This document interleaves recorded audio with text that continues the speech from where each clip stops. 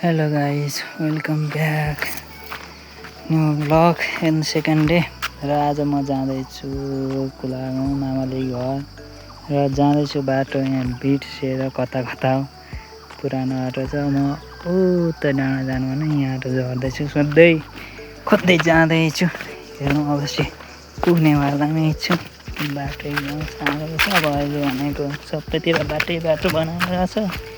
पुरानो बाटो भनेको सबै गाडी छ। त्यही भएर सोध्दै जाउँ। गर्दैछु ओह्रालो ओह्रालो गाडी छ यताबाट झरेको त्यहाँ जान्छु। पुरै जङ्गल छ। खै या एउटा अङ्कललाई सोधेर चाहिँ हामी अगाडि लागिसक्यौँ। बाटो अब देखाइदिन आएको छ। हेरौँ पुग्छु पुग्दिनँ। जाँदैछु म होइन। अब यहाँबाट यतातिर जानुपर्छ होइन। हेर्दै गर्नु होला। म चाहिँ आउन चाहिँ आएँ तर कुन बाटो हो सोध्दै खोज्दै आउँदैछु। हेरौँ अब यता ठिक बाटो हो कि होइन जानुपर्ने त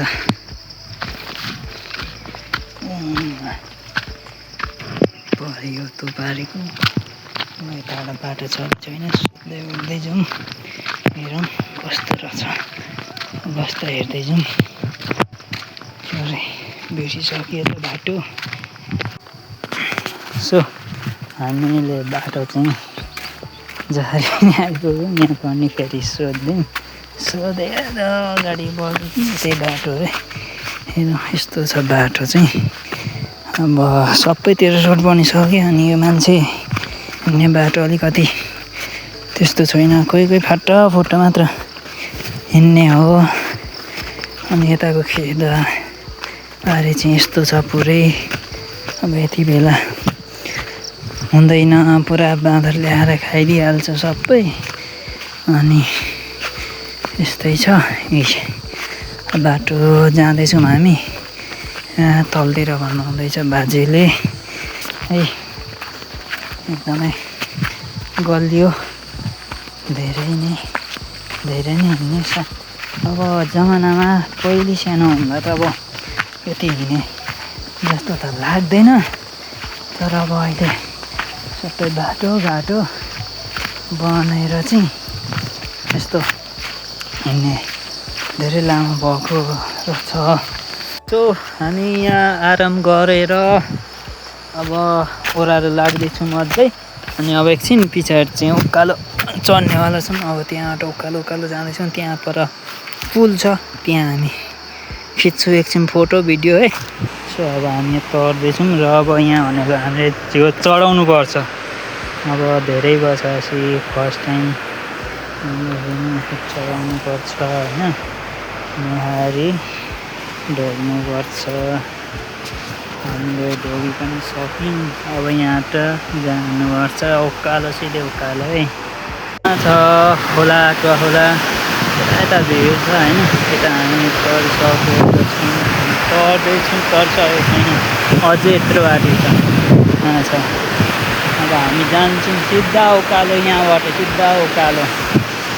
अन्त हामी अघि ओह्रालो झऱ्यौँ।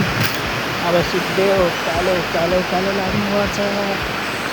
मरिन्छ गरेर आराम गर्दै जान्छौँ। लच्चक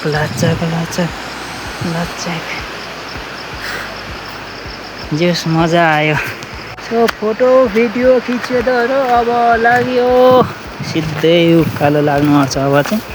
अब चाहिँ काल फल्टिन्छ उकालो निस्किँदाखेरि चाहिँ यो उकालो निस्किनुपर्छ। जेस जसो तसो घुमी फेरि गरेर आयो होइन। उतो पारेको गाउँबाटोमा आएको लगभग पनि 1-1.5 घन्टा 2 घन्टै हुन आँटिसक्यो। अब यहाँ आराम गर्दै आइयो होइन। एकछिन फोटो खिच्यो आराम गरियो। योभन्दा के नै चाहिन्छ र हामीलाई। योभन्दा सुकुन के नै छ र। ओके अब हामी अघि त ओह्रालो झऱ्यौँ होइन। अब उकालो चढ्दैछौँ। यता टाढो बाटो तर यो सल्लाहको यो झरेर पुरा बाटो चिप्लो अग्रज बिस्तारो जानुपर्छ। फेरि चिप्लियो भने सिधै अहिको खोला त पुगिँदैन, यतै अड्किन सक्छ। त्यही पनि अड्केन भने त सिधै खोलामा पुगिन्छ। पुरा यता चाहिँ मकै यत्रो भइसकेको रहेछ। परेको थियो उता चाहिँ भिडियो भन्यो, उता चाहिँ खेत रोप्न धमाधम रहेछ। अनि अब यता आउँदैछु, म जाँदैछु माथि छ अझै उकालो जानु। पहिले चाहिँ यता भनेको त्यस्तो मकै लगाउने चलन थिएन, ठुल्ठुलो गरेको थियो। अहिले त पुरै मकै सबै धान सान रोप्न थालिसकेको रहेछ। जे होस् त्यस्तो सोध्नु पर्ने भएन। उताबाट चाहिँ आउँदाखेरि सोध्नु पर्यो, बाटो बिर्सिएर धेरै नै बाटो बिर्सियो। त्यही 3-4जनाले सोध्दै ओर्दै नि आइपुग्यो। जे होस् यस्तो छ पुरै। जाँदैछु म। ओके हामी चाहिँ आइसक्यौँ। म चाहिँ आइसकेँ। मामाले गरेको चाहिँ पहिले नै मम्मीहरू हुन्छ, मम्मीहरू बस्नुहुन्थ्यो, आमाहरू अहिले चाहिँ उतै हुनुहुन्छ। बुवाहरूको वहाँ जान्छु पर मामाहरूकोतिर। यस्तो छ। अब जानुपर्छ परतिरै है। यस्तो घर पुरा बतिसकेको रहेछ। यहाँनिर अब कोही बस्नु, त्यहाँको घरतिर थियो। गल्ली छ, पहिला अलिक ठुलो थियो, अहिले त सानो छ।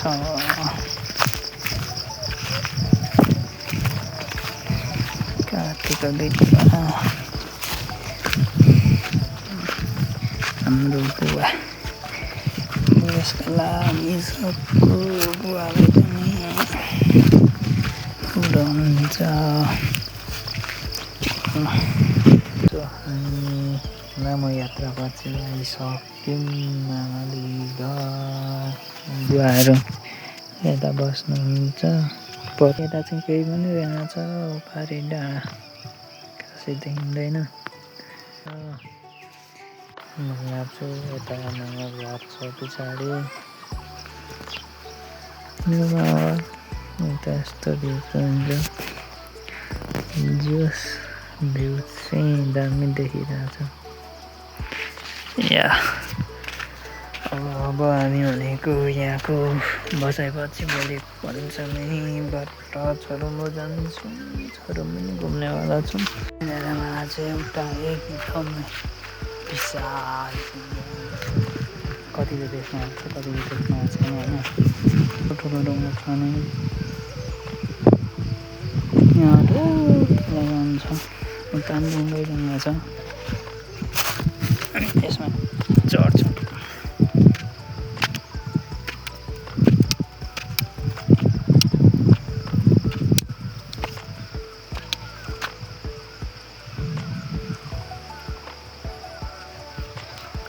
आमाले घरको बसाइपछि लाग्यो अब पञ्चमी छोरुम्बोतिर। यता चाहिँ बाटो आइसकेको छ, अलिकति उकालो थियो, त्यहाँ गाह्रो भयो। र यता रहेको छ पञ्चमी बजार। यहाँ एकदमै राम्रो विकसित भइसकेको रहेछ पहिलेको भन्दा पनि। अहिले चाहिँ हामी चढ्दैछौँ पञ्चमीबाट सिधै ओह्रालो।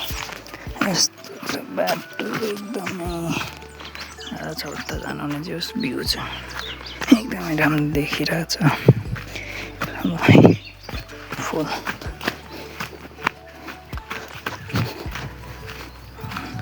कसको घर हो भने मान्छे हिँडिसकेछन् घर भत्केर।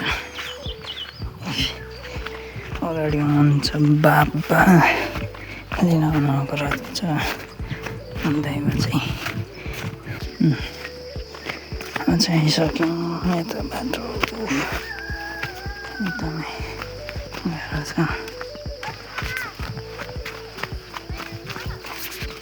बुवाहरूको घर यता मजाको भनेर त छ डाँडा पाखा। बाटो त जताततै पुगेको छ, सबै मान्छे हिँडिसक्यो। यहाँ हाम्रो घरमा चाहिँ सक्नु भएको छ दामीहरू। आज भोका पर्सिने दिन खोलाल थापाको देवाली अनि हाम्रो देवाली हो हेर्नु होला, हेर्दै गर्नु होला। तलतिर घुम्न आएको छु। यो देखिँदै गरेको बोटहरू चाहिँ पुरै सुन्तलाका रुखहरू। आज चाहिँ दिवालीको दिन त्यहाँबाट नुहाएर रेडी भइसकेको छौँ। जाडोले एकदमै चिसो पानीले हेर यता देखिरहेको छ भ्यू चाहिँ घाम लागिरहेको छ बिहान बिहानै। र यता अब बोका घर घुमाएर चाहिँ हामी लिएर जानुपर्ने हुन्छ दिवाली गर्ने ठाउँ। यहाँ रहेको छन् बोकाहरू। अब हामी घर यहाँ घुमाउँदैछौँ बोकाहरू डोलीहरू लिएर। यो घर घुमिसकिसकेपछि चाहिँ हामी जाँदैछौँ र यता मर्छु जाडोले काम्दै घुम्दैछु म पनि सिउली बोकेर।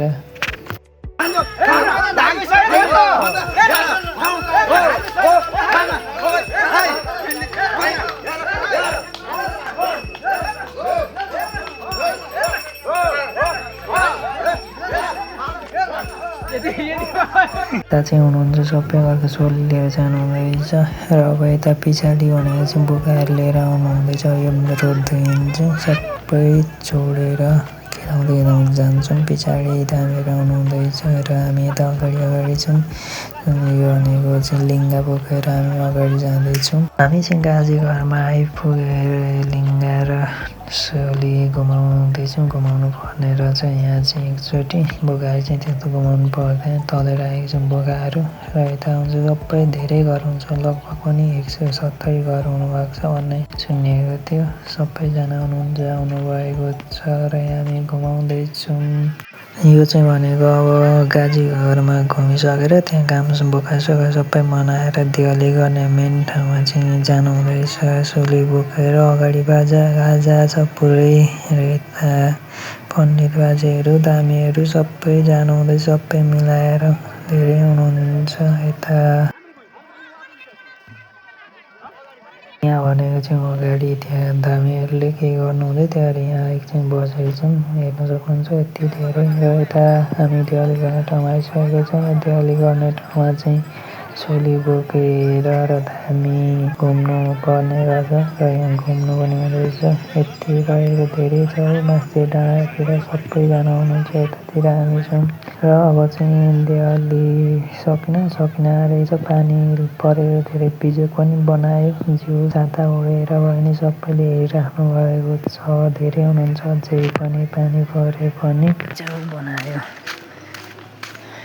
यतातिर खासै भिडियो नि बनाउनु भएन, पुरा बाटो हिलो छ। लुगाको हालत यस्तो बनाइदिएको छ, लुगाको हालत ठुलै भयो दिवाली। अब भिडियो यति नै बनाऊँ, सबैले हेरिदिनु होला, मलाई गरिदिनु होला, सपोर्ट गरिदिनु होला है। Thanks so much, good by, okay.